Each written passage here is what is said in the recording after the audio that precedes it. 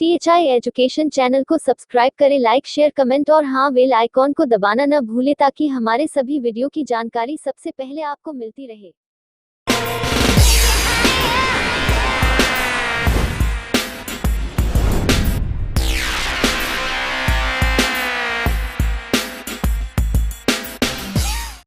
Hello बच्चों, कैसे हैं आप सब। THI एजुकेशन चैनल में आज फिर से आपका स्वागत है। कल बच्चों हम आप सीखे थे फिजिक्स में क्या, एक वृत्ताकार धारावाही कुंडली की अक्ष पर चुंबकीय क्षेत्र। कल ही हमने कहा था आप सबसे आप सब घर जाएंगे एक वृत्ताकार धारावाही लूप या कुंडली के केंद्र पर चुंबकीय क्षेत्र ज्ञात कर लेंगे। तो केंद्र पर चुंबकीय क्षेत्र ज्ञात करने का प्रयास आपने किया होगा, निश्चित रूप से सफलता भी आपको मिली होगी। अगर कुछ कमियां आई हैं बच्चों तो आप आज हम अपने इस चैनल के माध्यम से सीख लेते हैं। आज की टॉपिक हमारी वृत्ताकार धारावाही लूप वाली कुंडली के केंद्र पर हमको सीखना है चुंबकीय क्षेत्र। हम लूप सीख गए बच्चों कि तार का एक फेरा लूप होता है, अगर उस फेरों की संख्या एक से ज्यादा हो जाती है तो वही कुंडली बन जाती है, और अगर उसमें धारा प्रवाहित कर देते हैं तो हम जानते हैं धारावाही कुंडली बन जाती है। और हमको आज सीखना है बच्चों क्या कि वृत्ताकार धारावाही लूप वाली कुंडली के केंद्र पर चुंबकीय क्षेत्र। प्रोसेस का हमने बताया था, आज भी दोहराते हैं। क्या करेंगे आप, उस वृत्ताकार धारावाही लूप को छोटे छोटे चालक खंडों में बांट देंगे। छोटे छोटे चालक खंडों में बांट देंगे। हर चालक खंड के कारण, हर छोटे छोटे चालक खंड के कारण आप केंद्र पर चुंबकीय क्षेत्र ज्ञात करेंगे, और जो चुंबकीय क्षेत्र आप ज्ञात करेंगे बच्चों वह चुंबकीय क्षेत्र की दिशा भी ज्ञात कर लेंगे, और जो परिणामी चुंबकीय क्षेत्र होगा वो सभी चुंबकीय क्षेत्रों के सदिश योगफल के बराबर होगा। यही प्रोसेस के लिए याद किया गया था ना, फिर से समझ लें कि उस लूप को हम क्या करेंगे, छोटे छोटे धारावाही चालक खंडों में बांट लेंगे। फिर बायो-सेवर्ट का नियम लगाकर एक बार पहले चालक खंड के कारण चुंबकीय क्षेत्र उसकी दिशा, फिर दूसरे चालक खंड के कारण चुंबकीय क्षेत्र उसकी दिशा, और फिर ऐसे तीसरे चौथे पांचवें छठवें सबके कारण, और परिणामी चुंबकीय क्षेत्र सारे चुंबकीय क्षेत्रों के सदिश योगफल के बराबर होगा। कैसे, चलिए कर लिया जाए कैसे होगा। हमारी हेडिंग आज की समझ गए हैं हम कि वृत्ताकार धारावाही लूप वाली कुंडली, वृत्ताकार धारावाही लूप वाली कुंडली के केंद्र पर चुंबकीय क्षेत्र।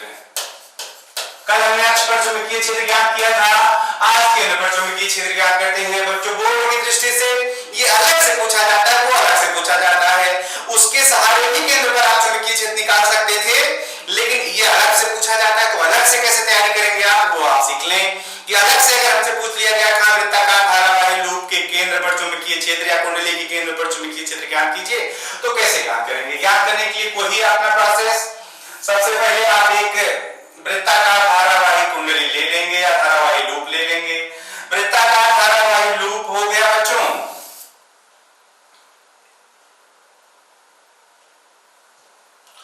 वृत्ताकार धारावाही लूप के केंद्र पर चुंबकीय क्षेत्र निकालना है। हम एक वृत्ताकार धारावाही लूप ले लिए। चलिए हम मान लिए कि भाई ये r त्रिज्या का एक वृत्ताकार धारावाही लूप है जिसका केंद्र हम मान लेते हैं C है। इसी में हम मान लेते हैं बच्चों की धारा बह रही है वही वामावर्त दिशा में। धारा किस दिशा में बह रही है, वामावर्त। समझ गए होंगे, घड़ी के चलने की विपरीत दिशा में धारा बह रही है। धारा बह रही है, अपने चारों ओर चुंबकीय क्षेत्र उत्पन्न कर रहा होगा। आपसे पूछा जा रहा है उसके केंद्र पर चुंबकीय क्षेत्र ज्ञात कर दीजिए।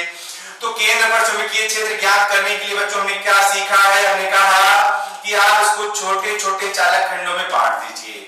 हम जैसे एक चालक खंड ले लिए PQ जिसकी लंबाई डेल्टा L1, एक चालक खंड ले लिए QR जिसकी लंबाई ले लेते हैं डेल्टा L2, एक चालक खंड ले लेते हैं RS जिसकी लंबाई ले लेते हैं डेल्टा L3।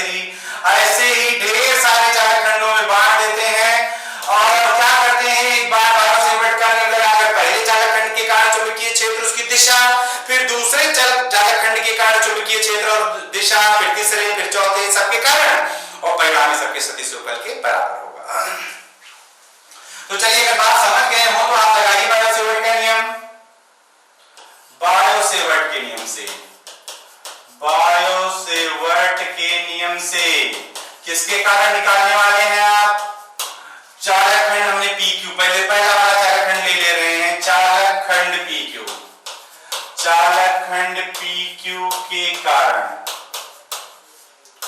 लूप के केंद्र पर चुंबकीय क्षेत्र, लूप के केंद्र पर चुंबकीय क्षेत्र, मान लें हम डेल्टा V1 है बच्चों, डेल्टा V1 बराबर क्या लिखेंगे, बारह से वर्ड करेंगे, सोचिए बारह से वर्ड करेंगे, हम जानते थे कि डेल्टा V बराबर आया था μ0/4 पाई फिर I delta L sin theta बटे r स्क्वायर। I क्या थी, बहने वाली धारा, तो धारा अपने I ही मान लेते हैं कि बहने वाली धारा I ही है। डेल्टा L लंबाई थी, लंबाई आप समझ रहे डेल्टा L1 है। sin थीटा सोचिए चालक खंड और उस बिंदु को मिलाने वाली रेखा, चालक खंड है ये डेल्टा L1 और ये मिलाने वाली रेखा है, आप समझ रहे हैं एक त्रिज्या स्पर्श रेखा जैसा है। कोण हम जाने बच्चों कितना बन जाएगा 90 और दूरी आप जाने त्रिज्या के बराबर होगी, त्रिज्या आपने r मान रखी है, तो डेल्टा V1 बराबर आप जान गए बच्चों कितना μ0/4 पाई I delta L1 sin 90 upon r square. sin 90 की वैल्यू हम समझ रहे हैं बच्चों 1 होती है, तो डेल्टा V1 बराबर क्या आ गया μ0/4 पाई I डेल्टा L1 बटे r स्क्वायर। चलिए इतनी बात याद हो गई, तो उसकी दिशा निकालनी बच्चों। अब दिशा के लिए हम फिर से अपने दाएं हाथ की हथेली का नियम नंबर 1 सोचें कि यदि अपने दाएं हाथ की हथेली इस प्रकार से फैलाएंगे, अंगूठा किसकी दिशा में, धारा की दिशा में ना, और पहली उंगलियां उस बिंदु की ओर संकेत करें जिस बिंदु पर चुंबकीय क्षेत्र की दिशा ज्ञात करनी हो, तो हथेली के तल के लंबवत बाहर की ओर धक्का देने की दिशा। तो चलिए ब्लैक बोर्ड पे फैलाइए हाथ, तो हम समझ गए कि भाई अंगूठा धारा की दिशा में हो गया, डेल्टा L1 की दिशा में, अब उंगलियां आप समझ रहे हैं बाएं केंद्र की ओर संकेत कर रही हैं, तो धक्का कहां जाएंगे आप, ब्लैक बोर्ड के तल के लंबवत बाहर, हमारे लिए आपके लिए होगा कागज के तल के लंबवत बाहर की ओर। तो चलिए हम दिशा लिख देते हैं कागज के, कागज नहीं black board, black board, black board के लंबवत बाहर, ब्लैक बोर्ड के तल के लंबवत बाहर की ओर दिशा हो गई, डेल्टा V1 की दिशा मालूम चल गया। ऐसे ही अब आप दूसरे खंड के कारण इसी प्रकार चालक खंड दूसरा वाला लीजिए, चालक खंड PQ के बाहर आपने QR ले रखा है, QR के कारण लूप के केंद्र पर चुंबकीय क्षेत्र, लूप के केंद्र पर चुंबकीय क्षेत्र कितना होगा बच्चों, क्या बदल जा रहा है, डेल्टा V2 लिख दे रहे हैं, हम समझ रहे हैं कि धारा वही बहेगी, क्योंकि जो धारा बह रही है वो सारे खंडों में बहेगी, धारा कोई परिवर्तन नहीं, लंबाई बस डेल्टा L1 से बदल कर डेल्टा L2 हो गई है, दूरी भी नहीं बदलेगी क्योंकि त्रिज्या सब जगह दूरी त्रिज्या ही होगी, सब जगह कोण 90 ही होगा, तो डेल्टा V2 बराबर बच्चों क्या लिखेंगे आप μ0/4 पाई I, अब डेल्टा L1 की जगह डेल्टा L2 लिख रहे हैं बटे r स्क्वायर, sin 90 ही होगा, sin 90 लिख दे रहे हैं। चलिए इसकी भी दिशा लिखेंगे, कहां लिखेंगे आप, तल के लंबवत बाहर, तल के लंबवत बाहर देख लीजिए, फिर से हाथ फैलाकर, फिर से हाथ फैलाएंगे तो अंगूठा धारा की दिशा में, उंगलियां फिर से केंद्र की ओर संकेत करेंगी, तो धक्का आपको बाहर ही लगाना है, बाहर मतलब ब्लैक बोर्ड के तल के लंबवत बाहर की ओर, तो तल के लंबवत बाहर इसकी भी दिशा हो गई। इसी प्रकार चालक खंड दूसरा तीसरा वाला चालक खंड QR हो गया RS के कारण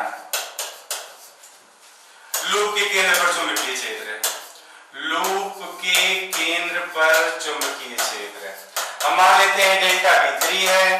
अब डेल्टा V3 आप समझ गए होंगे, कितना लिखेंगे μ0/4 पाई I डेल्टा L3 बटे r स्क्वायर हो जाएगा।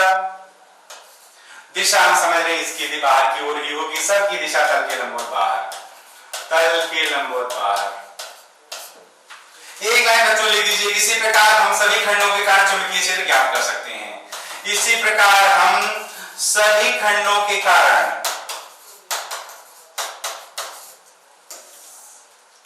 चुंबकीय क्षेत्र ज्ञात कर सकते हैं, चुंबकीय क्षेत्र ज्ञात कर सकते हैं। अतः लूप के केंद्र पर परिणामी चुंबकीय क्षेत्र कौन वाला सूत्र लगाएंगे आप, चूंकि आप जान गए कि सारे वेक्टर एक ही दिशा में हैं, परिणामी चुंबकीय क्षेत्र B मान ले रहे हैं बच्चों, सबकी दिशा में कहा तल के लंब होता है, तल के लंब होता है तो सब वेक्टर एक दिशा में, और जब सब वेक्टर एक दिशा में होते हैं तो परिणामी सबके योगफल के बराबर होता है।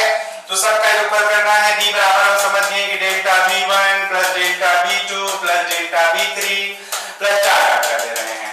हम समझ गए कि म्यू 0.4 पाई और r बटे r स्क्वायर सब में है, सब में है तो बाहर ले लीजिए। म्यू 0.4 पाई और r अपॉन r स्क्वायर सब में है बाहर।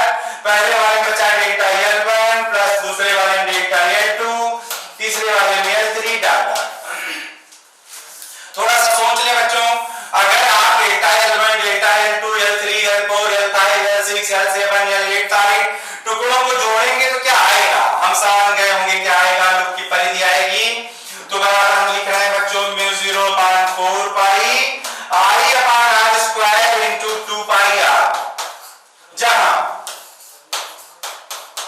Delta L1 plus delta L2 plus data यही बराबर 2 पाई r, 2 पाई r का मतलब लूप की परिधि है। तो देखो कुछ कट रहा है, काट दीजिए बच्चों, 2 पाई से 4 पाई एक कट जाएगा, एक r से एक r कट जाएगा, आपका जो बचा वही लिख दीजिए, वही रिजल्ट है। b बराबर आ गया म्यू 0 i बटे 2r। यही होता है बच्चों लूप के केंद्र पर चुंबकीय क्षेत्र। तो लूप का मतलब आप समझ रहे हैं कि एक फेरे का चुंबकीय क्षेत्र, आप जाने की दिशा क्या है भाई, दिशा जो सबकी दिशा है वही इसकी भी दिशा है, तल के लंबवत बाहर। इस चित्र की दिशा है बच्चों, आप चित्र में दिशा बदल देंगे तो आप समझ रहे हैं कि इसकी भी दिशा बदल जाएगी, जो बाहर नजर कर वही आप लिखिएगा। तो ये जो लूप के कारण आ गई, एक लूप के कारण तल के लंबवत बाहर, अगर एक दूसरा फेरा भी वही होता और उसमें भी दिशा धारा की दिशा एंटी क्लॉकवाइज होती तो वो भी बाहर उत्पन्न करता, तीसरा होता वो भी बाहर उत्पन्न करता। तो परिणामी चुंबकीय क्षेत्र 2 फेरा होने पर 2 गुना, 3 फेरा होने पर 3 गुना, 4 फेरा होने पर 4 गुना और n फेरा होने पर n गुना होता। तो यदि हम मान लें कि लूप के स्थान पर, यदि लूप के स्थान पर n फेरों की कुंडली हो, यदि लूप के स्थान पर n फेरों की कुंडली हो, n फेरों की कुंडली हो, तो कुंडली के केंद्र पर चुंबकीय क्षेत्र कितना होगा, कुंडली के केंद्र पर चुंबकीय क्षेत्र, चुंबकीय क्षेत्र B बराबर बच्चों बस n गुना कर दीजिए म्यू 0 n i बटे 2r। ये आ गया बच्चों कुंडली के केंद्र पर चुंबकीय क्षेत्र। प्रोसेस एकदम सिंपल सा था, आप समझने का आपको आ रहा है। तो चलिए हम आगे थोड़ा सा एक न्यूमेरिकल लगाते हैं। हम मान लेते हैं कि वृत्ताकार खंड है, खंड अपने केंद्र पर कुछ कोण बना रहा है, कोण हम मान लेते हैं कि थीटा बना रहा है, बस थीटा ध्यान रखिए रेडियन में हो, थीटा रेडियन का कोण बना रहा है ये लूप। हम मान लेते हैं कि इसमें आई एम्पीयर की धारा है, आई एम्पीयर की धारा है और आपसे कहा गया है कि भाई ये त्रिज्या a है। आप इस धारावाही चालक खंड के कारण बिंदुओं पर चुंबकीय क्षेत्र बता दीजिए। तो बताने के लिए क्या करेंगे आप, वही प्रोसेस फिर से कि आप इसको छोटे छोटे चालक खंडों में बांट देंगे। छोटे छोटे चालक खंडों में बांटकर हम सब भाई पहले एक खंड के कारण चुंबकीय क्षेत्र, फिर दूसरे खंड के कारण चुंबकीय क्षेत्र, फिर तीसरे खंड के कारण चुंबकीय क्षेत्र और परिणामी चुंबकीय क्षेत्र एक ही दिशा में होगा और सबके योगफल के बराबर हो जाएगा। तो अगर हम यहां से परिणामी चुंबकीय क्षेत्र की बात करें तो परिणामी चुंबकीय क्षेत्र डायरेक्ट हम आपको सिखाते हैं, ऐसे ही आप सवाल लगाएंगे। परिणामी चुंबकीय क्षेत्र B बराबर क्या आएगा बच्चों, म्यू 0/4 पाई और I अपॉन a स्क्वायर तो आएगा ही। उसके बाद क्या आएगी, आप यहां क्या सीखे थे, क्या आ गया था भाई म्यू 0/4 पाई और I बटे r स्क्वायर तो आया था ही। उसके बाद क्या आ गया था, तो हम समझे थे कि उस वृत्ताकार धारावाही चालक की लंबाई आई थी, परिधि का मतलब लंबाई। तो यहां की लंबाई आनी है तो हम यहां याद कर लें कि हाँ इनटू हमें क्या करना है, वृत्तखंड की लंबाई, वृत्तखंड की लंबाई। अब वृत्तखंड की लंबाई कहां से आएगी बच्चों, वृत्तखंड की लंबाई मतलब वृत्त की चाप है। हम एक बात सीखे हुए हैं कि कोण बराबर चाप बटे त्रिज्या होती है, कोण बराबर चाप बटे त्रिज्या होती है। तो कोण हो गया थीटा, चाप का नाम अगर हम PQ रख दें तो हम समझ गए कि थीटा बराबर हो गया PQ बटे A। तो एक बात थोड़ा सा ध्यान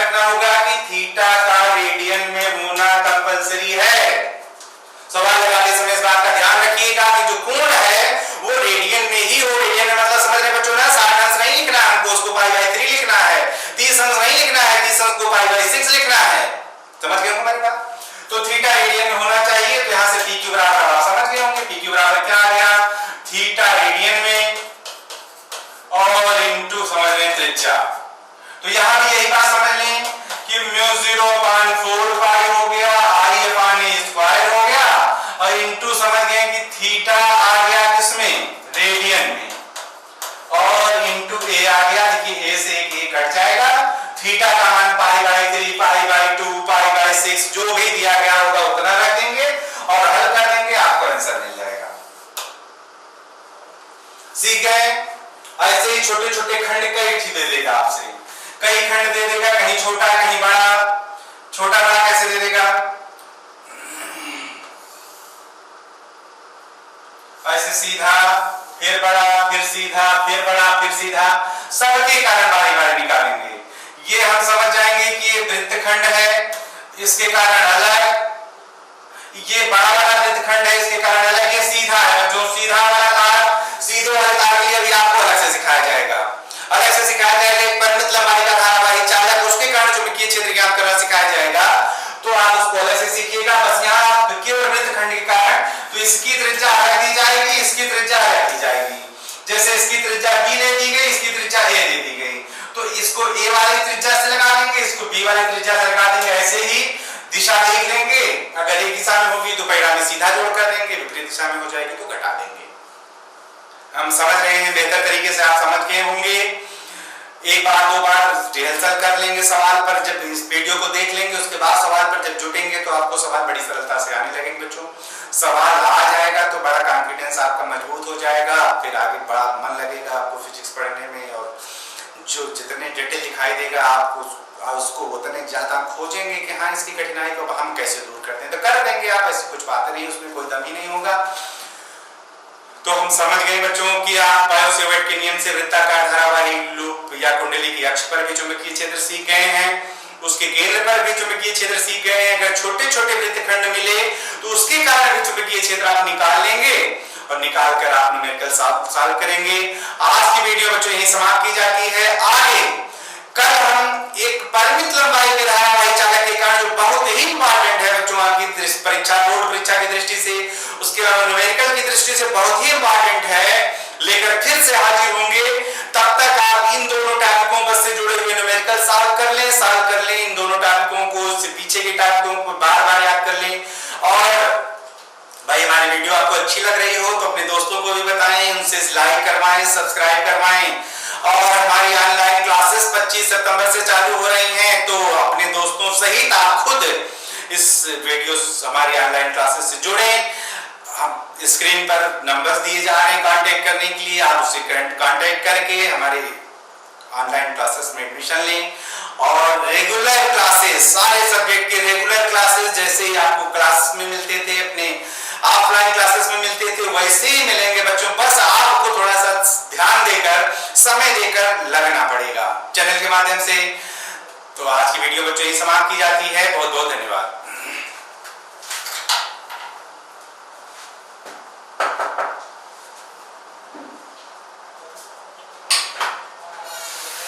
वीडियो बच्चों यही समाप्त की जाती है। आगे कल हम एक परिमित लंबाई के धारावाही चालक के कारण, जो बहुत ही इंपॉर्टेंट है बच्चों आपकी परीक्षा, बोर्ड परीक्षा की दृष्टि से, उसके अलावा न्यूमेरिकल की दृष्टि से बहुत ही इंपॉर्टेंट है, लेकर फिर से हाजिर होंगे। तब तक आप इन दोनों टॉपिकों से जुड़े हुए न्यूमेरिकल सॉल्व कर लें, इन दोनों टॉपिकों को, पीछे के टॉपिकों को बार बार याद कर लें। और भाई हमारी वीडियो आपको अच्छी लग रही हो तो अपने दोस्तों को भी बताएं, उनसे लाइक करवाएं, सब्सक्राइब करवाएं। और हमारी ऑनलाइन क्लासेस 25 सितंबर से चालू हो रही हैं, तो अपने दोस्तों सहित आप खुद इस वीडियो हमारी ऑनलाइन क्लासेस से जुड़े। हम स्क्रीन पर नंबर्स दिए जा रहे हैं कांटेक्ट करने के लिए, आप उससे कांटेक्ट करके हमारे ऑनलाइन क्लासेस में एडमिशन लें।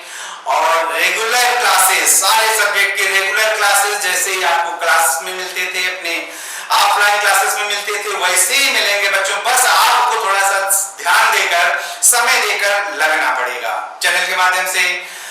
तो आज की वीडियो बच्चों यही समाप्त की जाती है। बहुत बहुत धन्यवाद।